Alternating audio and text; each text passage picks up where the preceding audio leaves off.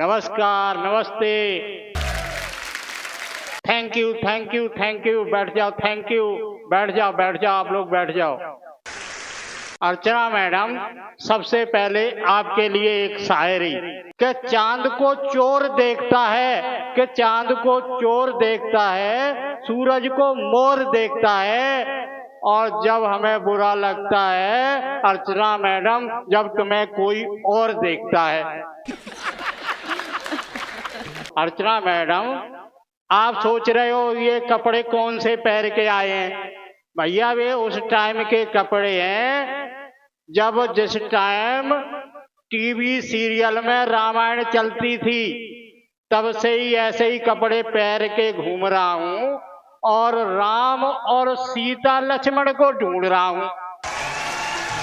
और अर्चना मैडम, जब 33 साल पहले एक रामायण सीरियल चला करता था टीवी पर, तो लोग बड़ा ध्यान से देखते थे, और जब रावण सीता को हर ले गया था तो राम और लक्ष्मण सीता को ढूंढ रहे थे। और कैसे कह रहे थे? राम सीता को ढूंढते जा रहे थे और कहते जा रहे थे कि हे खगहे मृग मधुकर सैनी, तुम देखी कहूँ सीता मृगनैनी। अरे राम जी तो मिल गए भैया, टीवी वाले राम जी तो मिल गए, और सीता और लक्ष्मण भी मिल गए। सीता मैया नमस्कार, लक्ष्मण जी नमस्कार। अरे भगवान प्रभु, आप कहाँ खो गए थे? मैं 33 सालों से आपको ढूंढ रहा हूँ, आपके दर्शन ही नहीं हुए। और देखो, तब से 33 साल से आपके दर्शनों का इंतजार कर रहा था, और तब से देखो यही कपड़े पहन के घूम रहा हूँ। प्रभु, आप तो कह रहे थे लौट के आएंगे, और मैं इंतजार करता रहा, आप अब तक आप लौट के ही नहीं आए, वापस ही नहीं आए, अब मिले हो।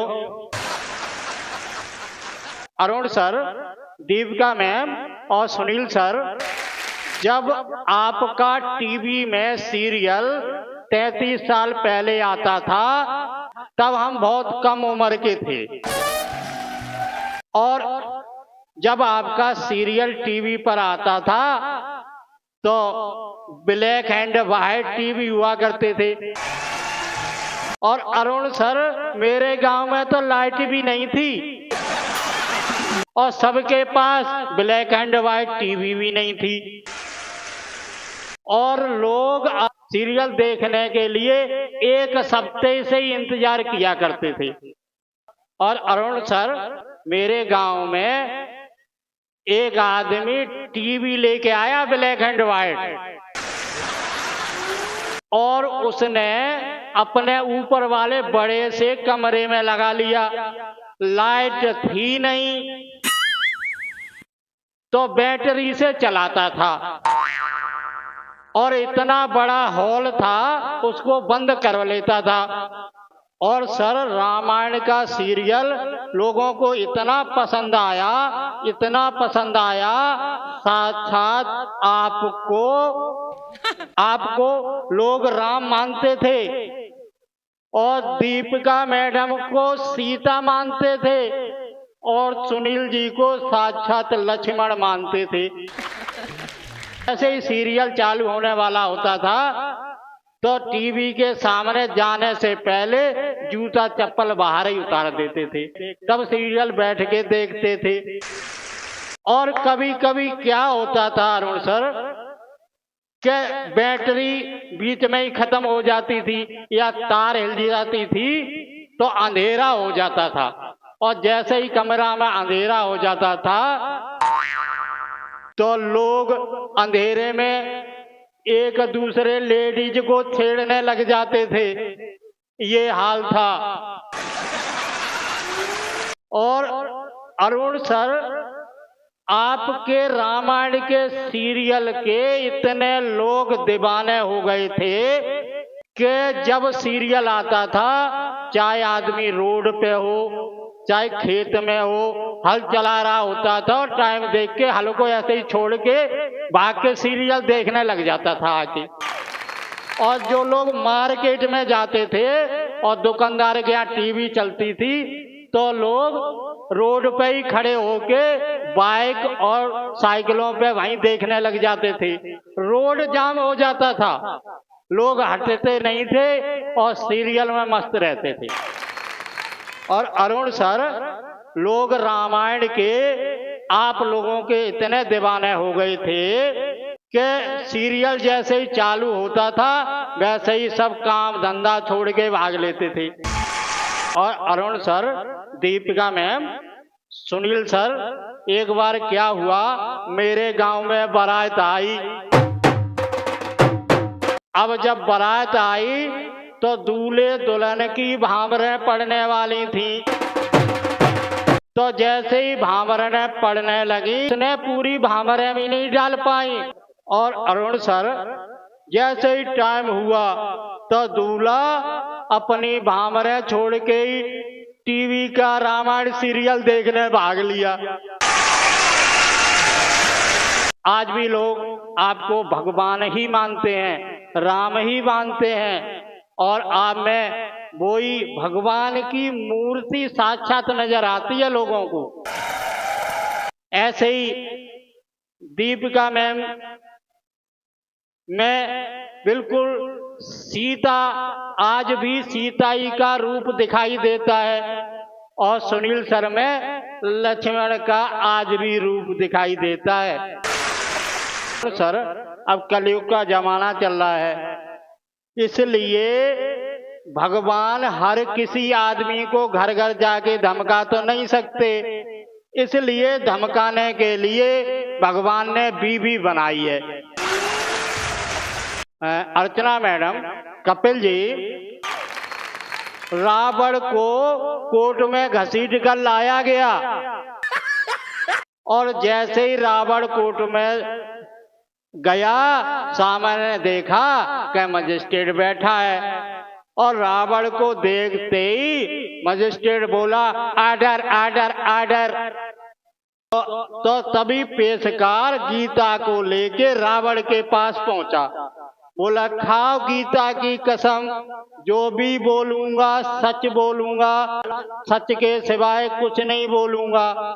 और रावण साला सोच में पड़ गया, बोला कि मैंने त्रेता युग में जब सीता पर हाथ भी नहीं लगाया, तब तो मेरी सोने की लंका जल गई और मेरा खानदान पूरा मिट गया, लेकिन अब मैं गीता पे हाथ नहीं रखूंगा, इतना बड़ा रिस्क नहीं ले सकता। लड़की और लड़की की शादी हो रही थी, और पंडित जी मंडप के नीचे बैठ के मंत्र पढ़ रहे थे।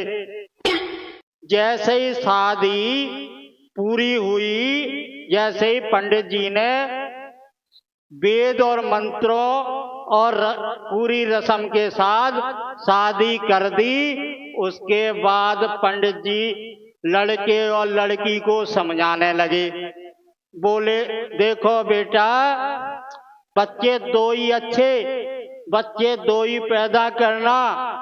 पंडित जी की बात सुन के लड़के को गुस्सा आ गया, बोला पंडित जी तुमको शादी करवानी थी, करवा दी, तुम्हारा काम खत्म हो गया, अब मेरे बेडरूम में घुसने की कोशिश मत करो। अब अच्छी पत्नी पाने के लिए इंसान को बहुत बड़ी परीक्षा देनी पड़ती है। त्रेता युग में भगवान को सीता पाने के लिए धनुष तोड़ना पड़ा, और द्वापुर में द्रौपदी को पाने के लिए अर्जुन को मछली की आंख में निशाना लगाना पड़ा। लेकिन अब अच्छी पत्नी पाने के लिए आदमी को सरकारी परीक्षा देनी पड़ती है, तब कहीं अच्छी पत्नी मिलती है। और शादी के बाद भैया फिर पत्नी किसी की नहीं सुनती है। अच्छा, आदमी को स्मार्टफोन का बहुत ज्यादा नशा चढ़ा है। आदमी अगर पूजा में बैठा है या मंदिर में पूजा कर रहा है या घर में पूजा कर रहा है, और जैसे ही पूजा पूरी हुई और तुरंत उठ के मोबाइल देखने के लिए भागता है। ऐसे लगता है कि इसकी पूजा भगवान ने स्वीकार कर ली हो, जिसका ओटीपी इसके मोबाइल पे आया हो। अर्चना मैडम, आदमी सोचता ही रहता है। एक आदमी सोच रहा था कि जब मैं 18 साल का हो जाऊंगा तब अपना टाइम आएगा, फिर नहीं आया। फिर सोचा मैं 30 साल का होऊंगा तब तो अपना टाइम आ ही जाएगा, फिर भी उसका टाइम नहीं आया। फिर उसने सोचा लास्ट चांस है, अब 40 साल का हो गया हूं, अब तो अपना टाइम आएगा ही आएगा। लेकिन उसका टाइम फिर भी नहीं आया। जब वो 50 साल का हो गया तो उसके बच्चे बड़े हो गए। अब जब बच्चे बड़े हो गए तो एक दिन उसके सीने में दर्द उठा। बच्चे सीधे हॉस्पिटल डॉक्टर के पास ले गए। डॉक्टर ने उसको देखा और उसके बच्चों से बोला अब इनको वापस ले जाओ, इनका टाइम आ गया है।